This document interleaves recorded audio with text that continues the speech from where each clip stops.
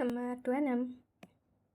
Nah, di sini ada tuan usia 49 tahun. Dia keluhannya itu adalah kok sejak 2 minggu yang lalu itu menurut istrinya pasiennya itu tuh tampak pucat. Terus dia malas aktivitas. Pasien juga mengeluh ujung jari tangannya itu sering kesemutan.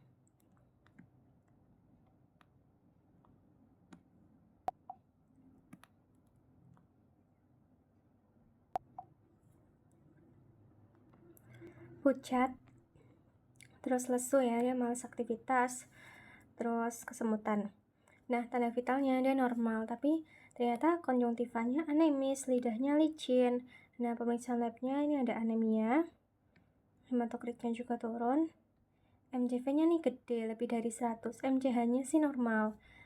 Terus leukositnya 4.500, normal juga, trombositnya normal. Tata laksana yang tepat itu apa? Oke. Nah, pasiennya ini kan anemia. Kalau misal MCV-nya lebih dari 100, berarti kan dia anemia makrositik. Nah, anemia makrositik dia mengindikasikan adanya anemia megaloblastik. Megaloblastik itu kan dia ada dua ya. Dia bisa defisiensi vitamin B9 atau dia bisa defisiensi vitamin B12. Nah, kalau keluhannya dia sering kesemutan, itu berarti lebih ke arah yang vitamin B12. Jadi kita bisa kasih dia suplementasi vitamin B12 atau yang cyanocobalamin. Nah, kalau anemia makrositik itu ya, sebenarnya dia bisa juga yang non megaloblastik. Cuma kalau definisi dari megaloblastik itu, kalau misalkan Anda hipersegmentasi dari neutrofil. Kan normalnya kalau segmennya neutrofil itu kan dia cuma 3 ya. Gini kan, 3 kan dia normalnya. Nah, cuma kalau megaloblastik ini dia segmennya bisa banyak. Jadi mungkin dalam satu neutrofil itu dia bisa mengandung 6-7 segmen gitu. Jadi makanya ukurannya jadi ikut membesar deh gitu. Nah, terus biasanya makrositnya itu tuh oval. Nah, kalau misalkan dia karena defisiensi vitamin B12, biasanya absorpsinya itu yang bermasalah ada di gaster. Karena gaster itu kan dia mengandung sel intrinsik ya. Sel intrinsik ini kan fungsinya menghasilkan vitamin B12. Selain di gaster, dia juga bisa aja ada malabsorpsi di ileum. Misalkan orang yang habis melakukan reseksi ileum, ileoktomi gitu-gitu. Atau orang-orang yang dia vegetarian. Kenapa? Karena kalau suplementasi oral dari luar, vitamin B12 ini tuh banyak di daging merah terutama. Jadi kalau misalkan dia vegetarian, dia malah bisa jadi kekurangan vitamin B12.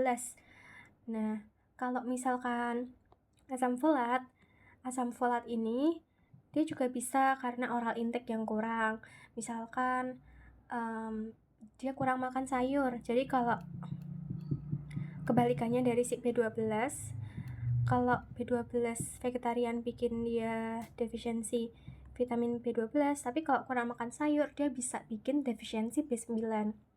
Terus misalkan pada orang-orang yang konsumsi asam valproat, obat-obat anti kejang itu juga bisa menyebabkan defisiensi asam folat. Nah, terus orang yang hamil gitu ya, orang yang hamil dia kan perlu banget asupan folat untuk bayinya, jadi dia juga bisa ibunya mengalami defisiensi asam folat. Nah, terus nanti kalau misalkan dia defisiensi, dia bisa menyebabkan defek pada sintesis DNA gitu. Jadi nanti eritropoiesisnya itu akan inefektif di sumsum tulang. Tapi anemia makrositik ini juga bisa ternyata yang non megaloblastik. Jadi kita nggak menemukan hipersegmentasi neutrofil. Nah, dia biasanya ada faktor yang penyakit-penyakit tertentu gitu, misalkan kayak alkoholisme, terus hipotiroid, penyakit liver, dan lain sebagainya, tapi dia jarang keluar juga sih gitu. Nah, kalau vitamin B12 itu dia itu Kalau di ileum, fungsinya itu untuk menyerap vitamin B12. Kalau di lambung, fungsinya untuk menghasilkan vitamin B12-nya. Jadi, lambung itu penghasil vitamin B12-nya lewat sel intrinsik, tapi B12-nya itu nanti diserapnya di ileum. Makanya kalau ada gastrektomi, ileoktomi, nah itu bisa menyebabkan defisiensi vitamin B12 gitu. Atau misal kalau nggak ileoktomi gitu ya, pada pasien-pasien yang dia malabsorpsi, misalkan pada celiac disease gitu-gitu, atau misal ada ulkus di ileum, nah itu juga bisa menyebabkan dia anemia. Terus kalau misalkan gejalanya, ya udah gejala umum anemia. Terus yang kasih itu adalah dia ada gejala mukosa oralnya gitu ya. Jadi misalkan dia ada hipertrofi dari gingiva. Terus karena dia adalah vitamin saraf, biasanya pasiennya itu punya keluhan kesemutan gitu. Close talking phenomenon, terus dia bisa juga ada neuropati perifer, bahkan bisa bikin ataksia, psikosis, dan lain-lain gitu. Nah, nanti untuk tata laksananya, kalau defisiensi vitamin B12, ya udah kita boleh kasih dia vitamin B12 yang parenteral ya. Kalau bisa secara intramuskular atau suputan juga boleh. Dosisnya 1 mg per hari selama 1 minggu. Nah, terus selama 1 minggu itu kita lanjutin deh. Kalau udah 1 minggu terpenuhi 7 hari, kita boleh lanjutkan dengan dosis yang sama 1 mg, tapi bukan per hari. Sekarang jadi per minggu sampai 1 bulan. Jadi selama 4 minggu. Jadi dalam 1 bulan itu kita kasih 4 kali. Karena setiap minggu dikasih 1 atau 1 mg. Dan nanti kalau udah yang per minggu sampai 1 bulannya udah terpenuhi, baru deh kita kasih dia 1 mg per bulan. Nanti kita evaluasi kalau misalkan udah bagus, apusan darah tepinya udah nggak ada gambaran megaloblastiknya, hipersegmentan neutrofilnya, ya udah berarti dia udah efektif. Kita boleh stop terapinya sambil tetap di terapi untuk gangguan yang menyebabkan dia jadi anemia megaloblastiknya. Nah, kenapa nggak dipilih sediaan oral? Ya karena kan bisa jadi ya ada masalah di organ pencernaannya kan, misalkan gastro atau ileumnya ada masalah. Jadi nanti kalau dia pakai sediaan oral nggak bisa diabsorpsi, ya dia sama aja nggak efektif kan. Makanya terapinya itu lebih dipilih untuk yang parenteral gitu, untuk meminimalisir supaya obatnya itu tuh bener-bener masuk gitu, dipastikan bener-bener masuk gitu. Nah, terus kalau untuk penunjangnya sendiri, vitamin B12 ini dia bisa uji skilling ya. Sebenarnya uji skilling ini dia itu untuk membuktikan, untuk membedakan keduanya ya, baik vitamin B9 maupun B12. Nah, kalau uji skilling nanti positif, berarti ya udah dia kekurangannya itu di vitamin B12. Tapi kalau skillingnya negatif, berarti dia di yang B9. Gitu aja sih untuk bedainnya. Itu pakai uji skilling. Jadi skilling test itu tuh dia ngecek serum vitamin B12. Karena lebih mudah untuk ngecek vitamin B12 daripada B9, jadi ya udah untuk membedakan dia B12 atau B9, tinggal lihat aja skilling testnya. Kalau skilling testnya positif, menandakan bahwa memang ada defisiensi vitamin B12. Kalau misalkan dia negatif, ya udah berarti B12-nya aman. Jadi megaloblastiknya ini penyebabnya adalah vitamin B9 defisiensi gitu. Terus ada juga yang disebut anemia perniciosa. Nah, anemia perniciosa ini salah satu bentuk dari anemia defisiensi B12. Tapi kalau yang anemia perniciosa ini, dia defisiensi vitamin B12-nya itu tuh karena autoimun. Jadi autoimunnya itu mempengaruhi absorpsi dari vitamin B12. Akhirnya sel parietal yang ada di lambung itu gagal untuk memproduksi faktor intrinsik yang nanti akan berikatan sama vitamin B12-nya. Gejalanya ya sama kayak vitamin B12 defisiensi. Cuma kalau di sini dia boleh dilakukan pemeriksaan tambahan tes antibody untuk mengetahui dia ada autoimun atau enggak gitu. Nanti tes antibodinya ini namanya anti faktor intrinsik atau anti parietal cell. Kalau misalkan ditemukan mereka positif, ya udah berarti dia anemia B12-nya itu disebabkan karena autoimun atau kita sebut anemia perniciosa gitu. Nah, nanti terapinya ya sama, kita injeksi vitamin B12 intramuskular atau subkutan 1 kali sehari 1 mg per hari sampai 7 hari. Kalau udah memenuhi 7 hari, 1 mg per injeksi 1 mg per minggu sampai 4 minggu. Kalau udah 1 bulan nanti 1 mg per bulan gitu, sampai nanti cadangan B12-nya itu terpenuhi. Nah, kalau misalkan yang anemia defisiensi B9 tadi itu selain kurang intake gitu ya, bisa jadi ada kerusakan hepar karena vitamin B9 ini kan dia dibentuk juga di hepar ya. Terus kalau misalkan tadi B12 itu ada kelainan di ileum sama gaster, kalau B9 ini malabsorpsinya terjadi di duodenum sama jejunum gitu. Jadi kalau aku sih ngapalinnya kayak gini ya, kan kalau kita belajar saluran cerna itu kan ada gaster, habis gaster masuk duodenum, habis itu jejunum, baru ileum. Nah, duodenum sama jejunum ini punyanya B9. Kalau gaster sama ileum ini punyanya B12. Aku ngapalinya kayak gitu. Terus kalau yang B9 ini dia anemianya tanpa gangguan neurologis. Jadi gangguan neurologis cuma dipunyai oleh si B12. Terus kalau misalkan di ibu hamil gitu ya, mungkin bayinya bisa mengalami neural tube defect. Nanti untuk tata laksananya ya udah kita kasih aja dia vitamin B9. Kalau yang B9 ini dia boleh tata laksananya per oral gitu. Jadi kita kasih aja asam folat 1 sampai 5 mg per hari selama 1 sampai 4 bulan. Sebenarnya kita boleh mulai dari yang dosis terkecil 1 mg per hari karena ternyata dosis 1 mg per hari ini tuh udah cukup gitu, udah cukup efektif gitu. Tapi kalau mau misalkan dirasa kurang gitu ya, mau dinaikin jadi 2, 3, 4 sampai maksimal 5 mg per hari itu nggak apa-apa. Nah, jadi itu untuk bedainnya. Terus, jadi ini jawabannya adalah yang D ya, cyanocobalamin itu vitamin B12. Terus selanjutnya Tuan Verity usia 25 tahun. Dia keluhannya itu adalah nyeri perut. Udah 2 minggu nih disertai rasa penuh di perutnya. Jadi pasiennya jadi nggak nafsu makan. Dia ada lemas, berat badannya turun banget. Yang tanyain diagnosis ya. Ternyata dia HIV 5 tahun yang lalu. Perutnya itu tampak cembung. Ada shifting dullness, berarti dia ada asites ya. Terus mungkin kalau asites dia bisa jadi ada ini juga ya, ada hepatitisnya juga kemungkinan karena dia udah sampai bikin asites, tapi ya nggak tahu. Ternyata CT scan-nya ada pembesaran limfonodus multiple nih. Ternyata yang membesar itu limfonodusnya, diameternya 4-5 cm di regio abdomen dan pelvis.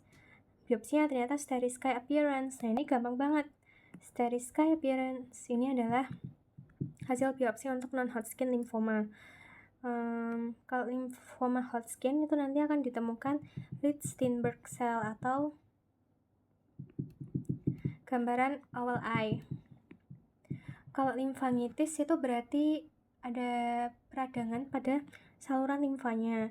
Jadi kasnya itu biasanya dia di sepanjang jalur dari saluran limfanya. Kalau misalkan di lengan gitu ya, ya udah kalau di lengan berarti dia dari sini, dari tangan sampai ke ketiak ini tuh akan terlihat garis merah, red line gitu.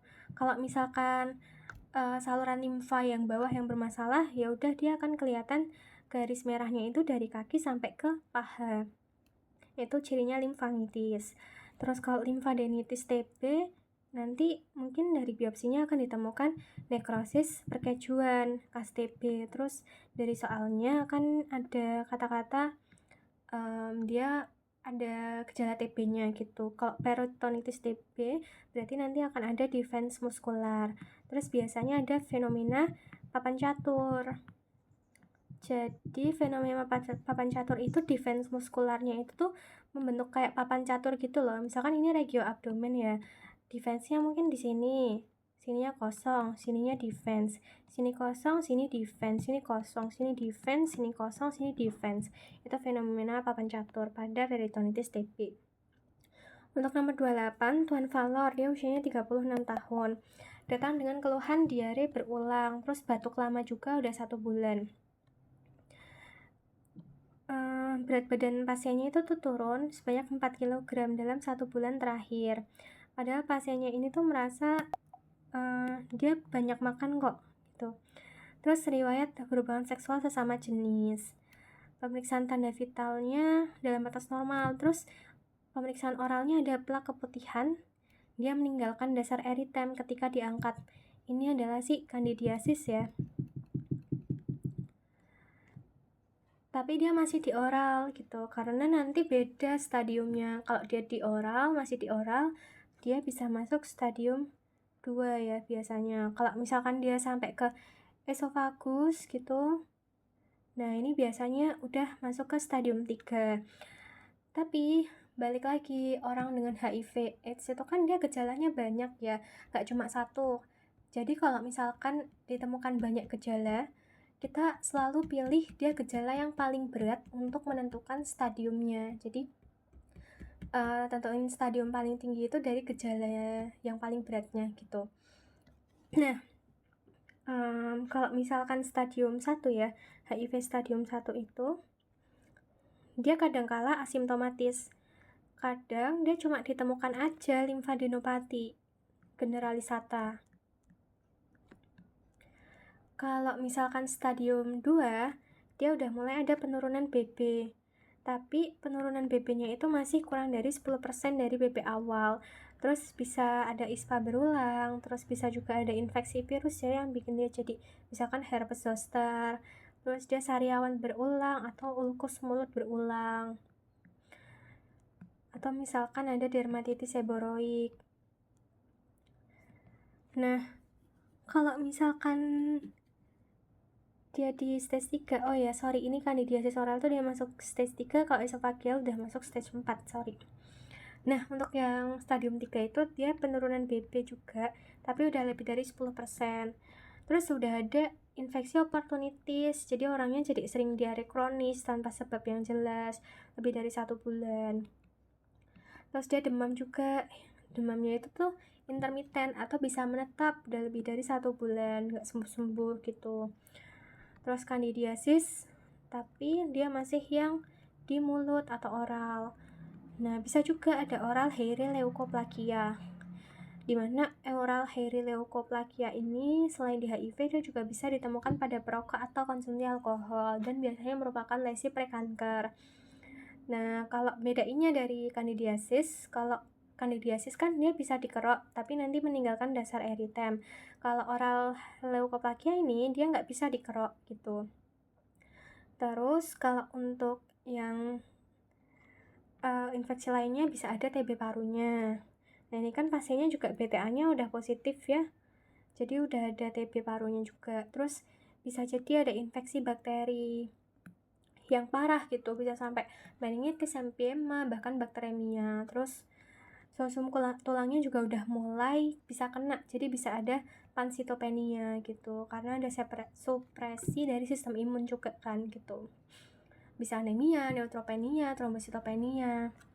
Nah, kalau stadium 4 dia udah masuk ke HIV AIDS, jadi udah ada wasting syndrome, pasiennya kurus banget, terus udah ada infeksi-infeksi yang berat, misalkan pneumonia, tipenya terutama yang pneumocystic gyrophasie.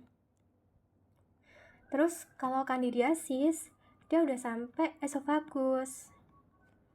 Jadi aku dulu pernah ada ya ketemu pasien pas di polisaraf, dia itu ternyata toxoplasmosis cerebri.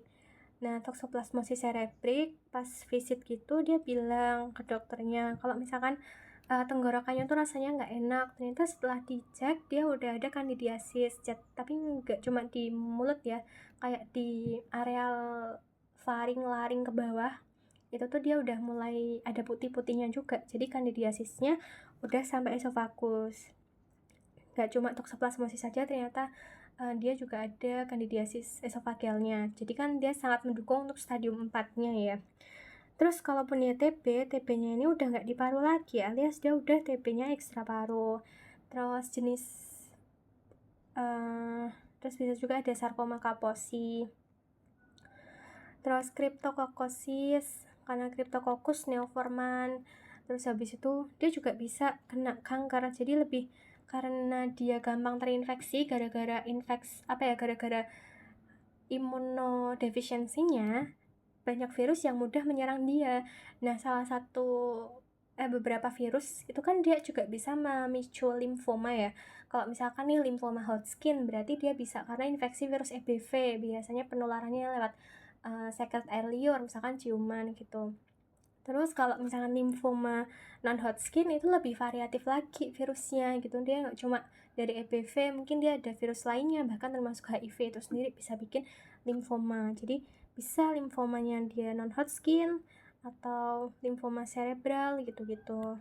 Terus kalau diare sama demam pun dia tipenya yang kronik gitu, jadi nggak sembuh-sembuh. Jadi di pasien ini dia sudah mengalami HIV yang stadium 3. Untuk yang nomor 29, anak perempuan usia 8 tahun, dia berobat keluhannya demam. Yang ditanya ini pemeriksaan penunjang ya, yang paling tepat. Demamnya itu 3 hari ya, terus dia ada mual nyeri kepala sama nyeri sendi. Ada mimisan sama mimisan gusi berdarahnya di sangkal. Tanda vitalnya demam, suhunya sampai 38. Ternyata dia ada peteki di lengan sama tungkai. Auskultasi toraksnya terdengar vesikular tanpa ronki atau wheezing, jadi normal-normal aja. Nah, pasiennya ini itu kan dia gejalanya kita lihat dulu ya, kalau mau gampang sih sebenarnya bisa lihat pilihannya dulu. Oh, dia kayaknya mengarah ke infeksi demam dengue, tapi kalau kita cross check untuk gejala klinisnya juga sesuai ya. Untuk dengue dia demam tapi baru 3 hari, ada mual, nyeri kepala, terus ada nyeri sendi. Biasanya kan kena infeksi virus kalau kayak gini, cuma dia belum ada pendarahan spontan. Pendarahan udah ada nih, pendarahan spontannya dalam bentuk petechiae gitu. Terus kalau bukti kebocoran plasmanya belum ada ya, karena dia kan suara nafasnya masih vesikular, belum ada tanda-tanda edema gitu. Nah, karena dia masih 3 hari, jadi kita bisa cek IgM anti dengue, karena IgM anti dengue untuk IgM sama IgG ya, dia kan mulai di hari ketiga. Tapi tentunya yang mulai naik duluan itu kan tentunya yang IgM ya. Kalau IgG ini mungkin nanti mulai naik di hari ke-5 atau 6 gitu. Kalau NS1 ini dia hari ke-1 sampai ke-3 sebenarnya masih ada. Cuma karena hari ketiga kadarnya udah mulai turun, jadi dia mungkin bisa aja hasilnya negatif. Jadi kita cari pemeriksaannya yang dia mulai naik aja, yaitu IgM-nya gitu.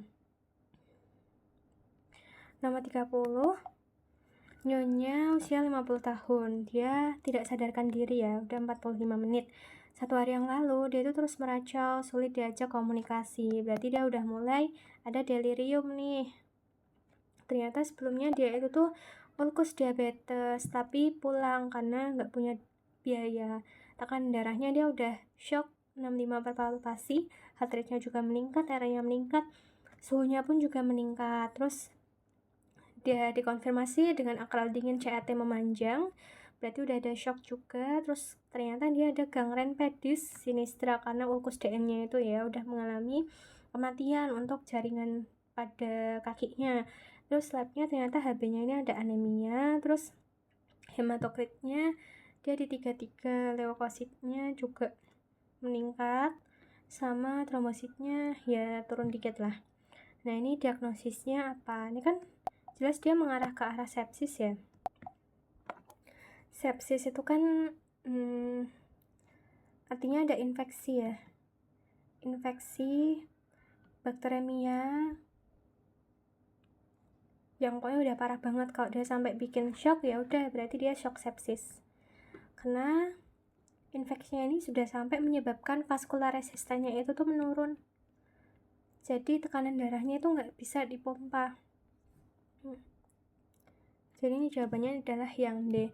Nah, kalau SIRS atau Systemic Inflammatory Response Syndrome ini tuh biasanya dimiliki pada misalkan pasien yang dia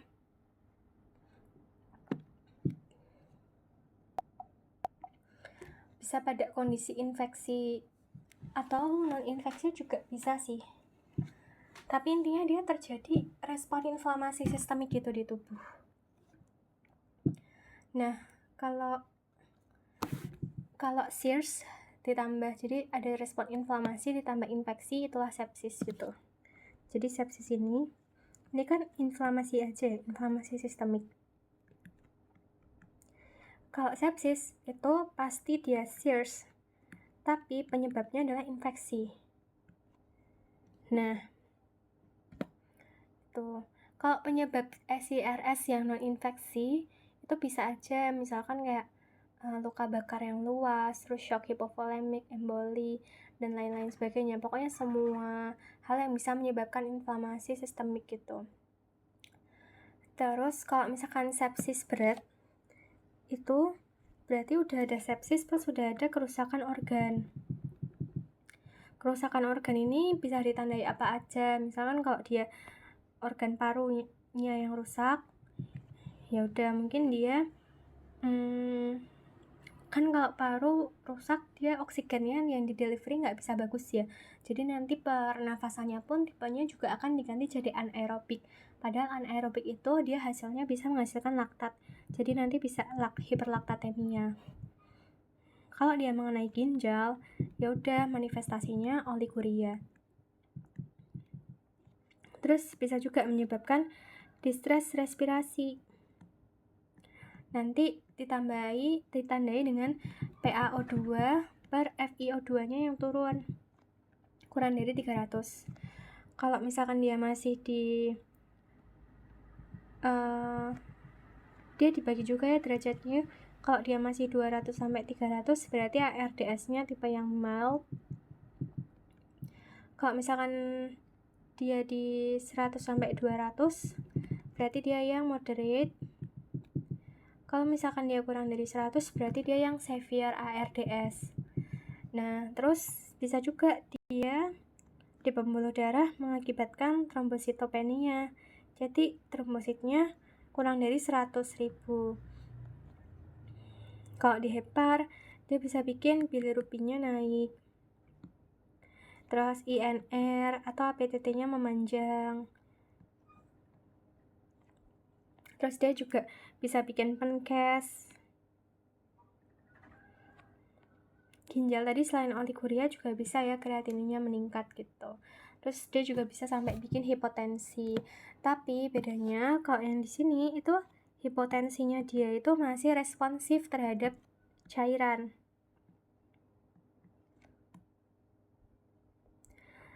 Kalau misalkan pada shock sepsis, hipotensinya itu tuh persisten. Jadi udah nggak respon lagi sama cairan biasanya. Mau dia dikasih loading cairan berapapun, karena masalahnya itu sebenarnya bukan hipovolemik, alias karena ya udah kalau sepsis itu kan sistemik, vaskular resistennya yang turun ya, SVR-nya yang turun, ya pompanya aja yang emang nggak bisa pompa gitu loh. Jadi dia nggak bisa gitu mau dikasih cairan sebanyak apapun gitu. Makanya dia butuh vasopresor, bukan butuh cairan gitu. Misalkan norepinefrin atau misalkan dopamin gitu. Nanti dilihat kalau misalkan pasiennya ini kalau nggak ada shock ya, kalau ada shock tapi dia RR-nya dia ada shock tapi tanda shocknya itu tuh nggak nampak. Jadi misalkan akralnya itu tuh nggak dingin gitu ya, dan HR-nya dia masih lebih dari 100. Nah ini boleh dikasih dobu untuk naikin tekanan darahnya. Kalau misalkan ada tanda shock, misal akral dingin, kita lihat HR-nya lebih dari 50 atau kurang dari 50. Kalau misalkan dia lebih dari 50, kita kasih dia norepinefrin. Kalau misalkan di HR-nya kurang dari 50, kita kasih dopamin gitu. Terus biasanya kalau shock sepsis dia udah hiperlaktatemia juga gitu.